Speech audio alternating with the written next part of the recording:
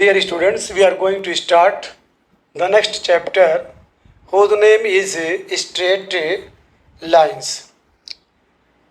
In earlier classes में आप पढ़े थे coordinate study of coordinate geometry, class 10th में आप पढ़े थे कोऑर्डिनेट जिसमें एक्स एक्सिस और वाई एक्सिस। आज इसी में थोड़ा सा ब्रॉड हम पढ़ेंगे। ज़रा याद करिए, coordinate geometry done in earlier classes में लोकेशन ऑफ द पॉइंट 6-4 देख रहे हैं। 6-4, 6 को आप किस पे रिप्रेजेंट करते थे? एक्स एक्सिस पे। जो पहला नंबर होता है, पहला number will be represented on x axis and the second number will be represented on y axis. इसको एब्सीसा कहते हैं और उसको ऑर्डिनेट कहते हैं। हिंदी में इसको भुज कहते हैं और इसको कोटि कहते हैं। इन एक्स वाई प्लेन। अब यहाँ पे देखिए एक्स एक्सिस और ये आपका वाई डैश है, ऊपर आपका वाई एक्सिस है। यहाँ पे 3 यानी value of x is 3 and the value of y is 0। यहाँ पे देखिए 6-4 यानी 1 2 3 4 5 6। उसके बाद चूँकि निगेटिव नंबर है, जो ऑर्डिनेट की वैल्यू निगेटिव है, तो इसलिए आप डाउन जाएंगे, नीचे जाएंगे। क्लियर? सही, आगे बढ़िए। 10th क्लास में आप ये भी पढ़े थे distance between two given points. Distance between two given point under root d is equal to under root x1 minus x2 का whole square plus y1 minus y2 का होल स्क्वायर। याद रखिएगा, distance between two given points है। मान लीजिए x1 y1 ए है, उसके बाद b x2 और ये y2। तो ये आप इक्वेशन पढ़े थे, ये फार्मूला पढ़े थे, P Q is equal to या A B is equal to, यहाँ पे पी क्यू है तो आप ए बी भी लिख सकते हैं। A B is equal to under root x2 minus x1 का होल स्क्वायर बोला है, आप x1 माइनस x2 भी लिख सकते हैं। ठीक है, d is equal to under root x1 minus x2 का whole square plus y1 minus y2 का होल स्क्वायर। आपको जैसे आसान हो वो याद करिए। क्लियर? चलिए, और क्लास 10th में ये भी पढ़े थे coordinate of mid point. Coordinate of mid point x1 plus x2 by 2 y1 plus y2 by 2, ये कोऑर्डिनेट ऑफ मिड पॉइंट था।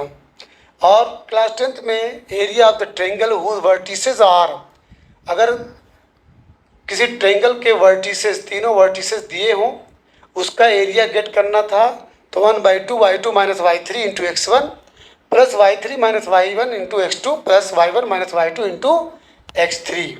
ये आप एरिया कभी निगेटिव नहीं होती। Clear?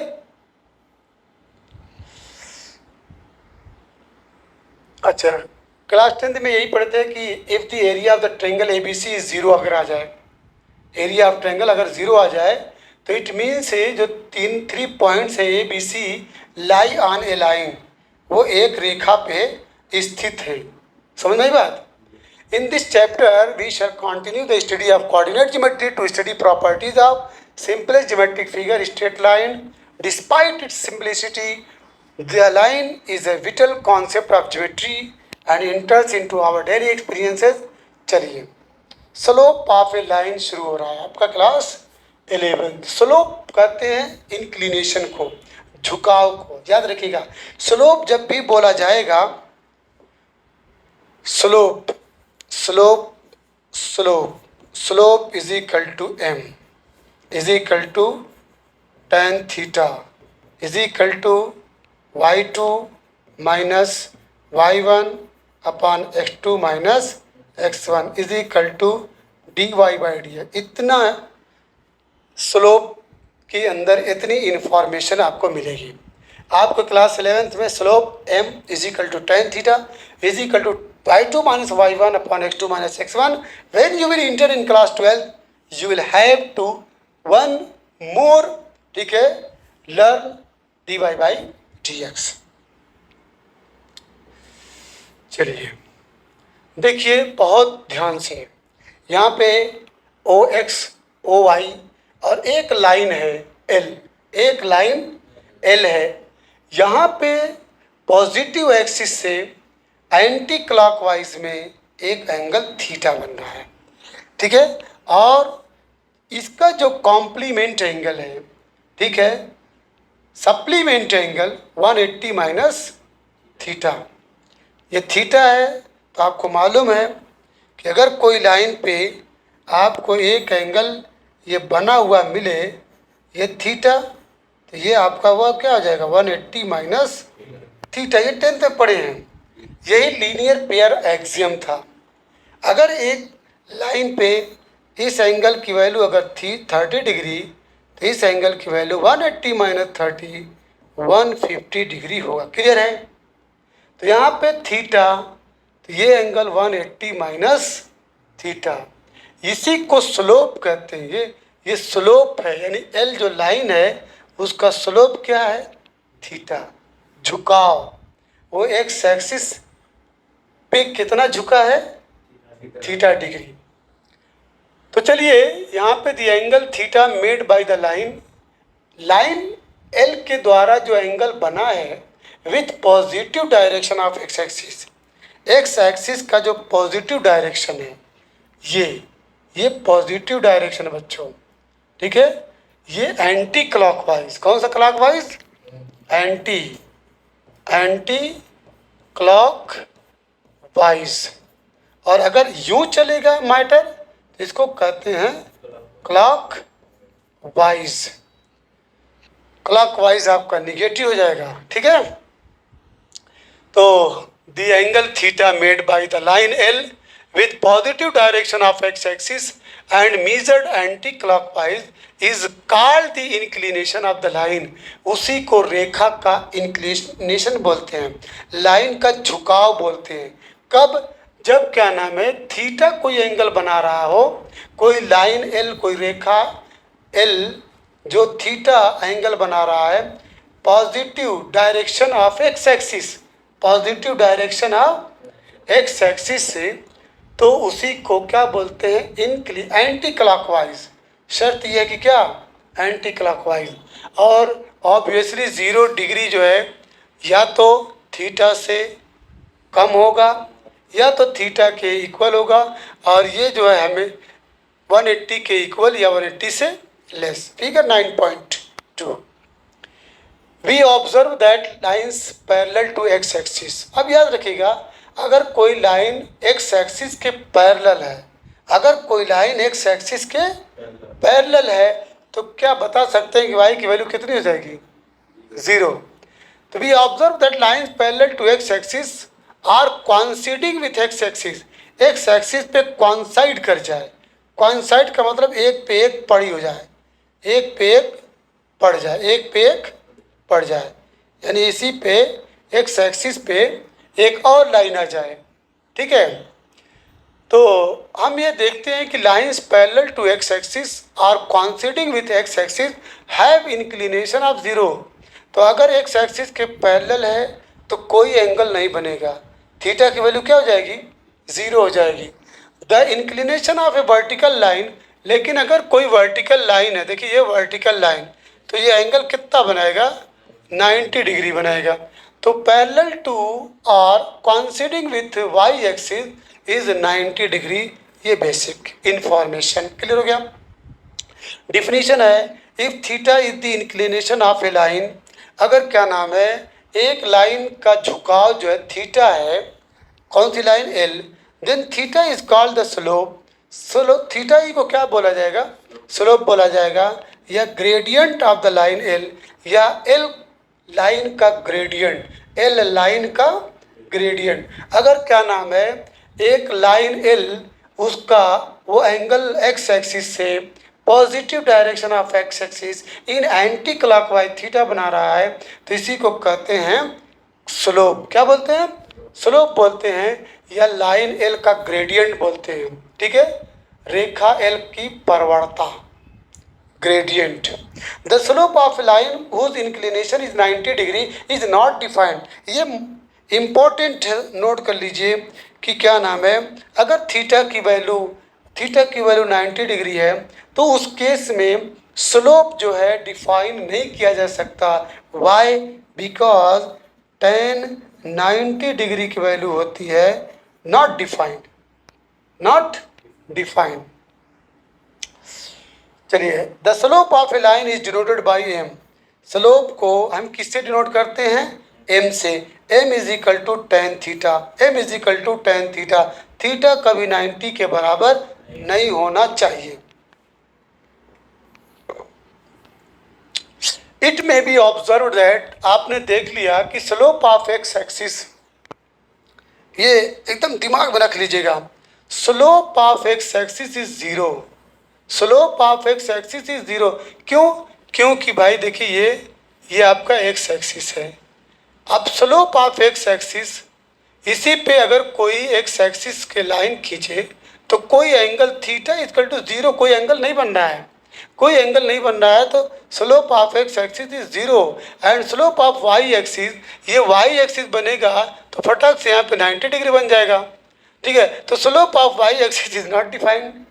Slope of X axis में थीटा की वैल्यू जीरो, और स्लोप ऑफ वाई एक्सिस इसलिए नॉट डिफाइंड कि थीटा की वैल्यू 90 डिग्री और tan 90 की वैल्यू होता है not defined, not defined. Clear हो गया? यहाँ पे फिर मैं दोहरा रहा हूँ कि slope of X axis is zero because theta is zero, because theta is zero, and slope of Y axis is not defined because theta is 90 degree and tan 90 degree is not defined. अब आ जाइए, very very important, very very important है। Slope of a line when coordinates of any two points on the line are given. ये आपकी line है, यहाँ पे 2 points दे रहा भाई, 2 पॉइंट। एक पॉइंट आपका है ये P, ये कौन सा पॉइंट है? ये आपका P। ये पॉइंट कौन सा? Q। एक लाइन पे दोनों पॉइंट हैं, एक लाइन पे दोनों पॉइंट है। इस पॉइंट का नाम P, इस पॉइंट का नाम Q। अब चूंकि ये हवा में है, ये लाइन हवा में है, एक्स एक्सिस यहाँ है, वाई एक्सिस यहाँ है, ये टंगा हुआ है, तो इसलिए आप x1 y1 नाम दे रहे हैं। यानी कहने का मतलब यहाँ से यहाँ तक की वैल्यू बच्चों याद रखना, ये क्या है? x1 है। क्या है? x1 है। और ये आपका y1 है। ये क्या है? y1 है, ताकि और क्लियर हो जाए। इसीलिए ये कोऑर्डिनेट दिया गया x1 y1, पहले x एक्सिस वाला लिखते हैं फिर y एक्सिस वाला। अगर मान लीजिए ये 2 रहता और ये 3 रहता तो आप ऐसे लिखते 2 3।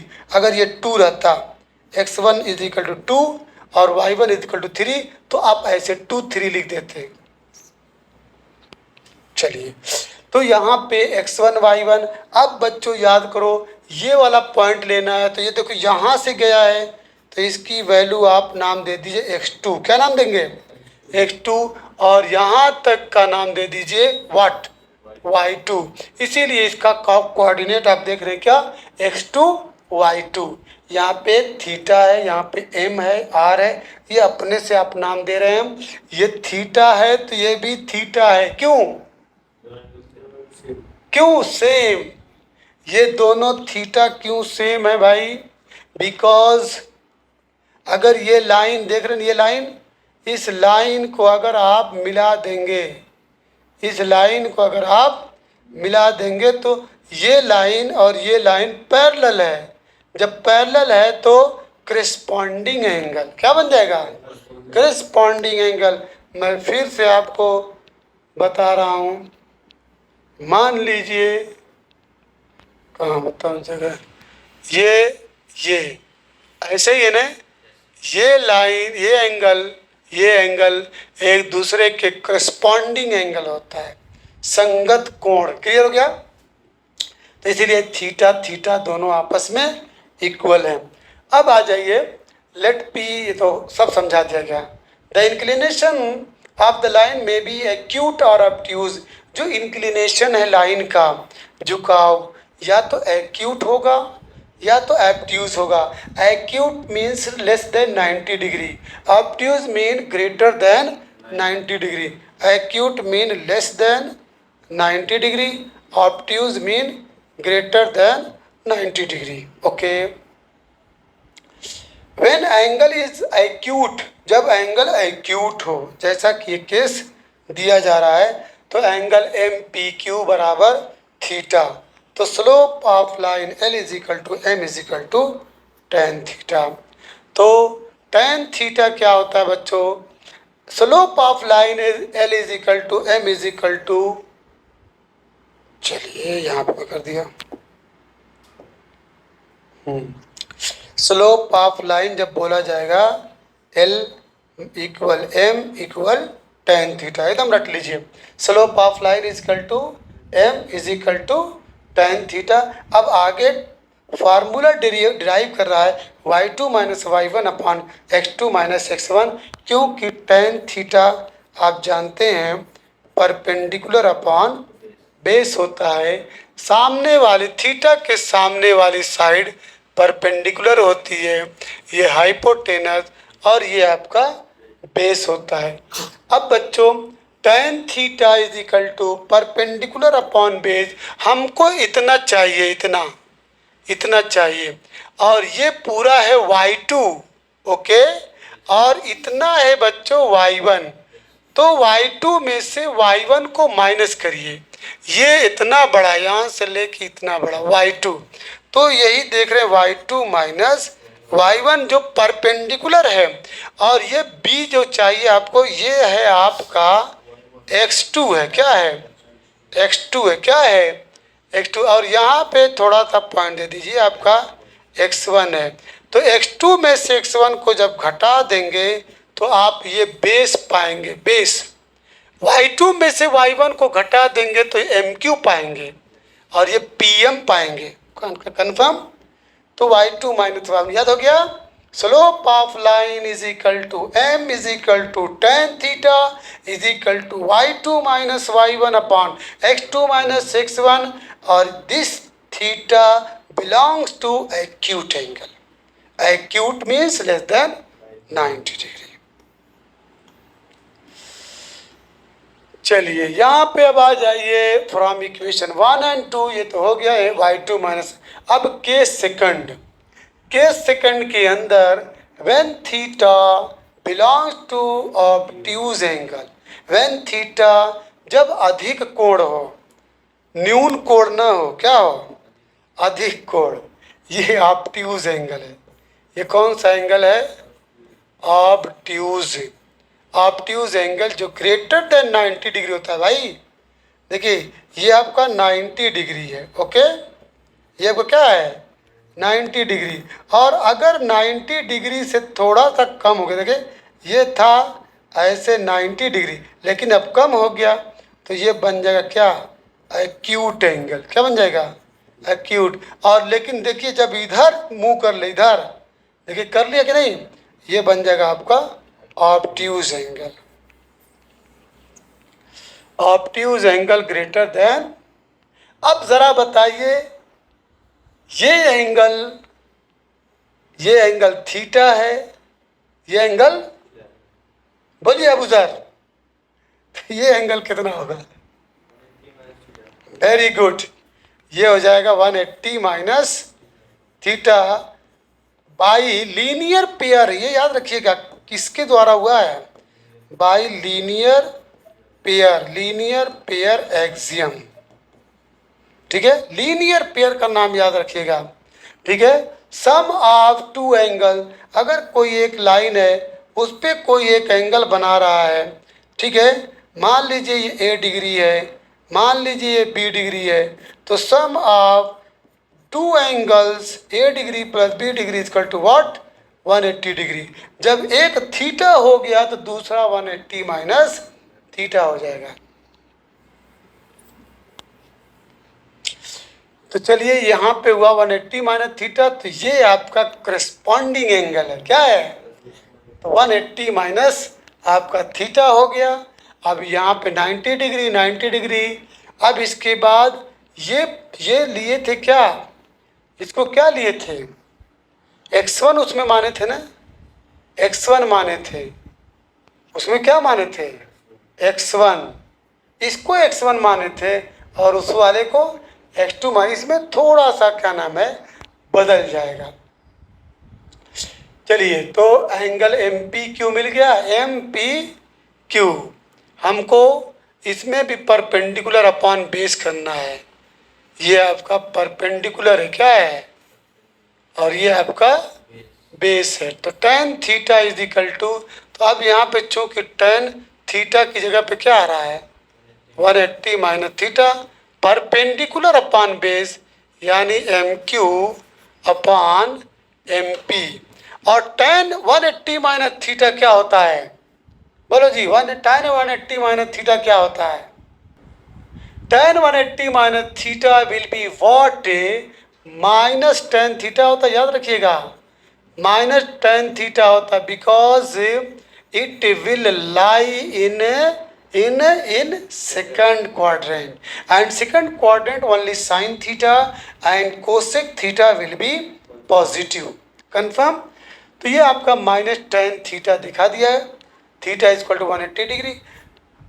हाँ देखिए यहाँ पे minus tan MPQ, y2 minus y1 upon x1 minus x2 वो सेम रहेगा।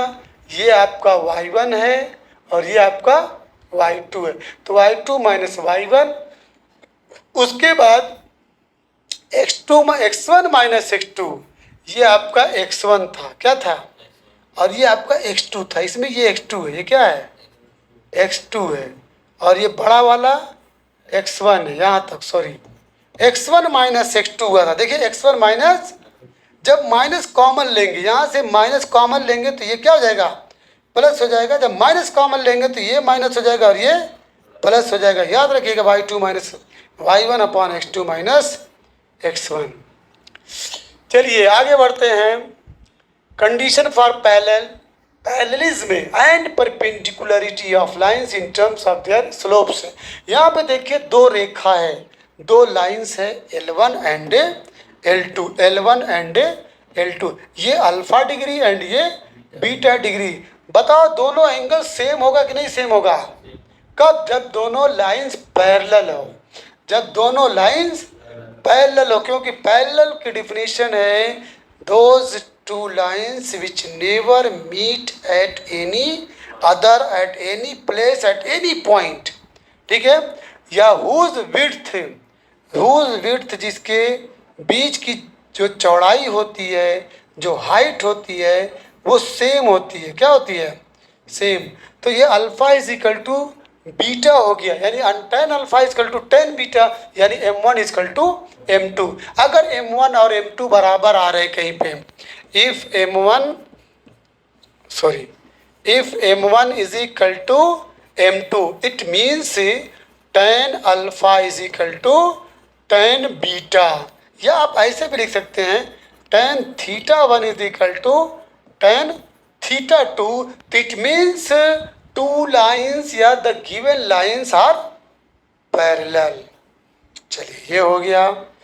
बढ़ते चलिए बढ़ते चलिए बढ़ते चले। किधर चला गया भाई? खत्म हो गया क्या?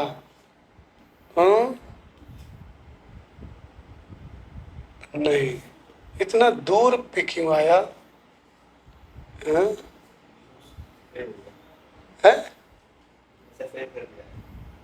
हाँ, here inclination angle between two line. लगता है यहाँ पे सादा हो गया पूरा।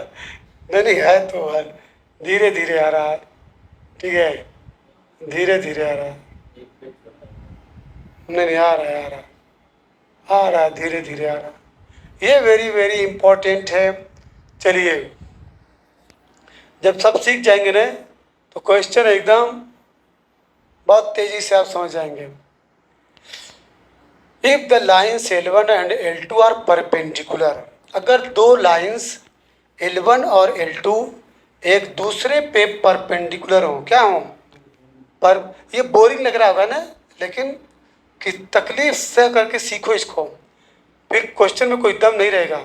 और ये नहीं सीखोगे तो उसमें जाके क्वेश्चन में आपको दिक्कत होगी। इफ L1, देखिए बच्चों ये L1 है, ये लाइन क्या है L1, ये आपकी लाइन क्या है L1, ये लाइन क्या है L2। ये एक दूसरे परपेंडिकुलर का मतलब 90 डिग्री बना रहे हैं, जहां इंटरसेक्ट कर रहे हैं वहां पे 90 डिग्री बना रहे हैं। और यहाँ पे देखिए अल्फा दिया है और ये आपका बीटा, सब पहचानिए, ये अल्फा डिग्री और ये बीटा डिग्री, ये 90 डिग्री। और ये इस तरीके से एक दूसरे पे L1 is perpendicular to L2 या L2 is perpendicular to L1। Clear हो गया, अल्फा और बीटा हो गया। तो अब ज़रा सोचिए ये कितना डिग्री होगा, क्यों ऐसे नहीं बोलेंगे, ये 90 डिग्री होगा बिकॉज वर्टिकली अपोजिट एंगल, ये सब याद रखिए, वर्टिकली अपोजिट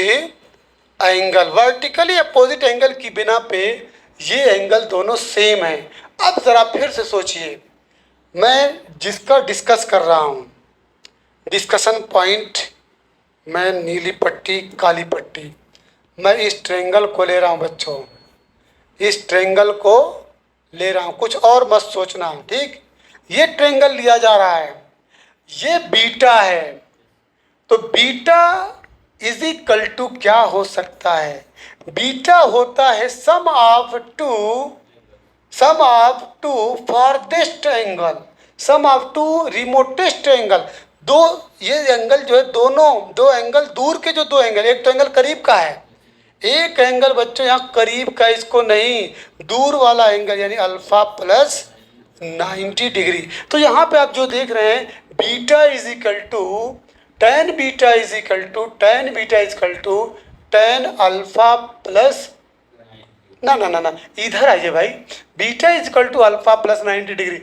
ये मैं इसलिए बता रहा हूँ ताकि आपको समझ में आए कि आखिर ये कैसे हो गया। ये ऐसे हुआ कि बीटा जो एंगल है वो एक्सटीरियर एंगल है, क्या है, एक्सटीरियर एंगल, इसका नाम क्या है, एक्सटीरियर एंगल, इसका क्या नाम है, एक्सटीरियर एंगल, जिसको हिंदी में अधिक कोण कहते हैं, हिंदी में अधिक कोण कहते हैं। तो exterior angle is equal to sum of two remotest angles. Clear हो गया। अब टेन, जब beta is equal to this, तो उसका टेन ले लीजिए, क्या ले लीजिए, tan beta is equal to tan alpha plus 90 degree.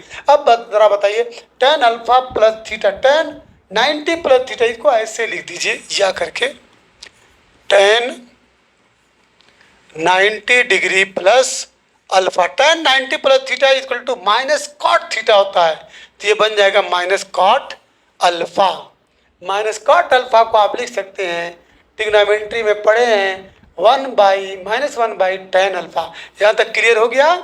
तो इधर चले थे आप टेन बीटा, अल्लाह दिए आप क्या, -1 बाई टेन अल्फा, दोनों को आपस में इंटू कर दीजिए, तो आ जाएगा आपका tan alpha into tan beta is equal to -1। Tan alpha को m1 कहते हैं, टेन बीटा को m2 कहते हैं, -1। मीन्स अगर दो स्लोप का मल्टीप्लाई, दो slope product of two slope is -1, it means both lines are perpendicular, both lines are perpendicular to each other। Clear हो गया। m1 is equal to m2, अब ये याद कर लीजिएगा, m1 in m2 is equal to -1, m1 m2 is equal to -1।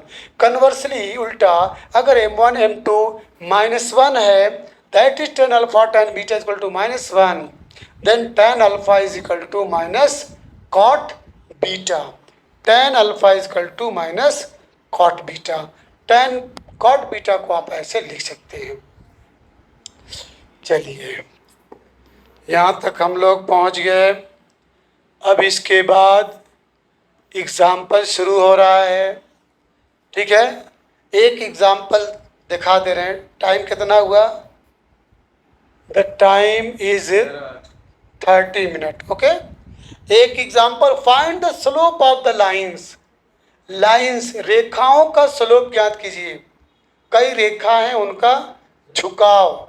झुकाव का मतलब X axis, positive direction of X axis in anti clockwise. Positive direction of X axis in anti clock, passing through the point. एक formula याद रखिएगा, slope क्या होता है?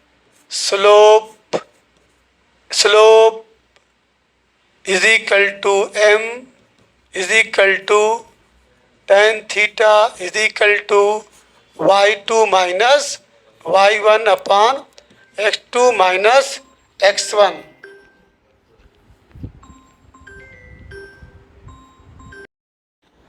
तो slope is equal to m is equal to tan theta is equal to y2 minus y1 upon x2 minus 1।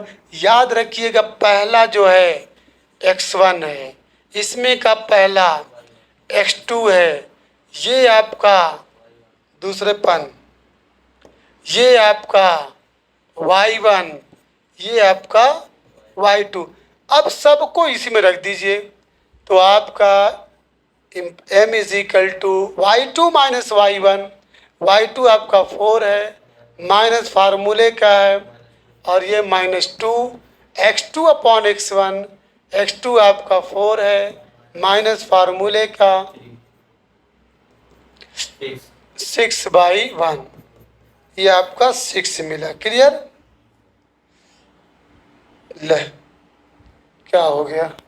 Passing through the point 3 -2 y2 minus y1, y2 minus y1 upon x2 minus -1 है, x2 minus 1 है, -1 minus 3, ये हो गया -6 plus 6 minus 4। तो 2 3 ज़ा 6, 2 2 ज़ा 4, -3/2। सब solve कर लीजिएगा। क्लियर?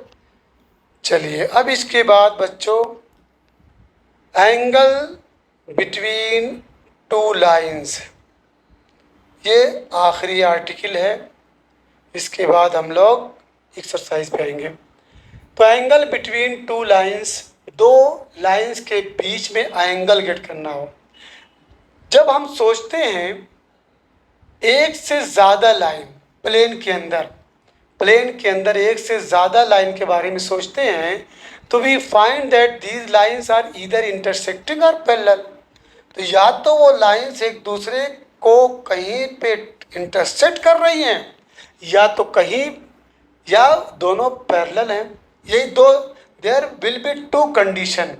अगर हम प्लेन के अंदर, एरोप्लेन के अंदर नहीं, प्लेन सरफेस पे, ठीक है, अगर हम एक से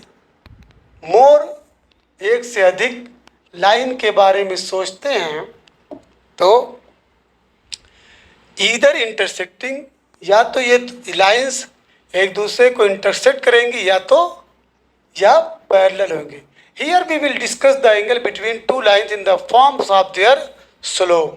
मान लीजिए L1 और L2, two non vertical lines. Vertical मतलब एकदम पूरी, क्या नाम है, 90 डिग्री नहीं बना रही हैं।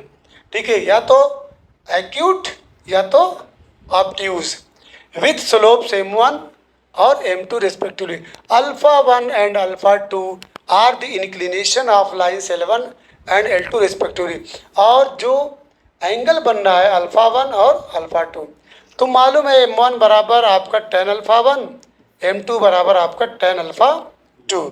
We know that when two lines intersect each other, they make two pairs of vertically opposite angle such that the sum of any two adjacent angle is 180 degree। ये तो मालूम है।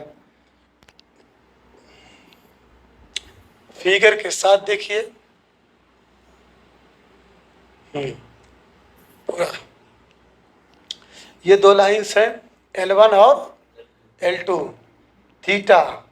ओके, तो यहाँ पे एंगल भी थीटा, यहाँ भी क्या होगा थीटा, और theta plus 5 will be 180 degree, linear pair axiom. Confirm.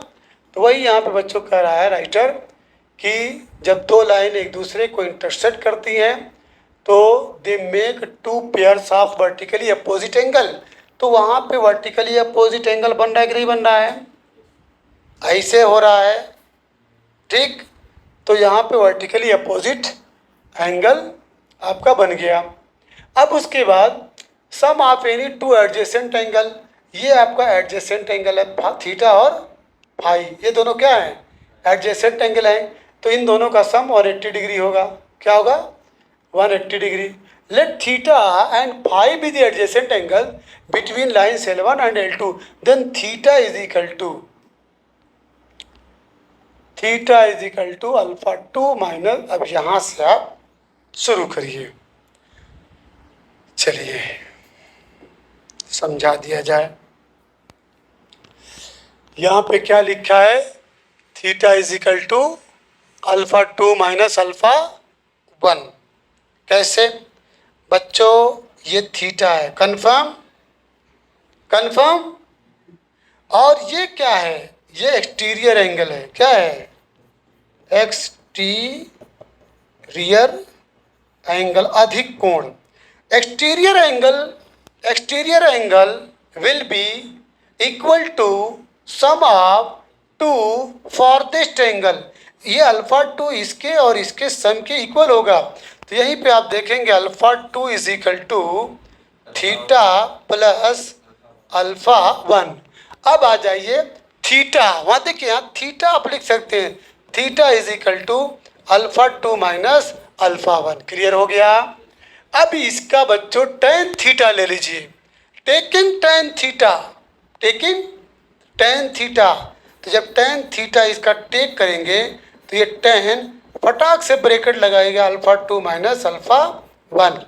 अब अल्फा 2 माइनस अल्फा 1 क्लास पीछे के चैप्टर में आप टेन ए माइनस बी पढ़े हैं, याद आ रहा है नहीं याद आ रहा है, बोलिए टेन ए माइनस बी का फार्मूला क्या होता है, tan A minus B is equal to tan A minus tan B upon 1 plus tan A into tan B.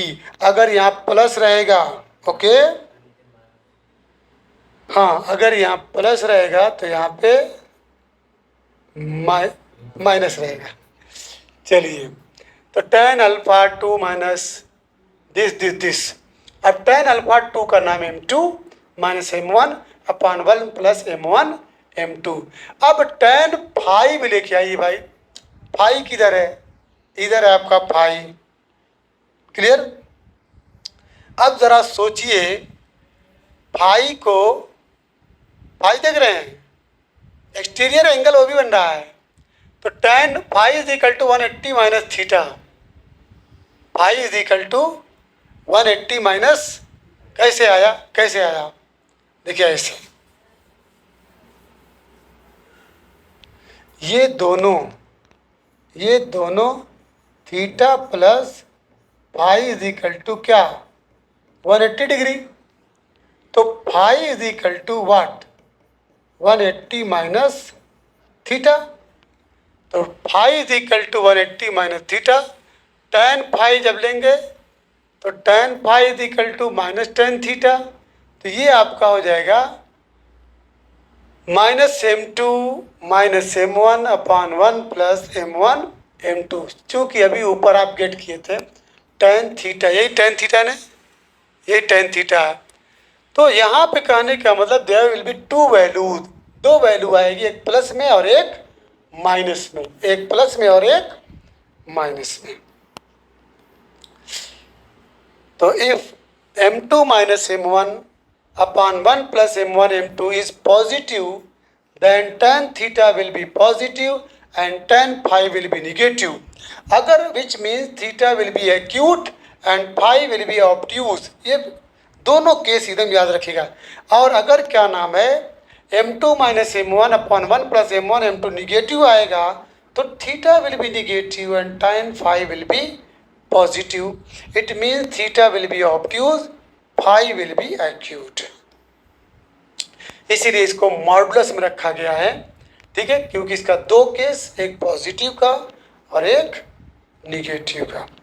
बच्चों इसकी समरी और इसकी थियोरी आपको बता दिया गया। अब हम एक्सरसाइज कल से शुरू करेंगे। I hope you have gotten all the points. Okay.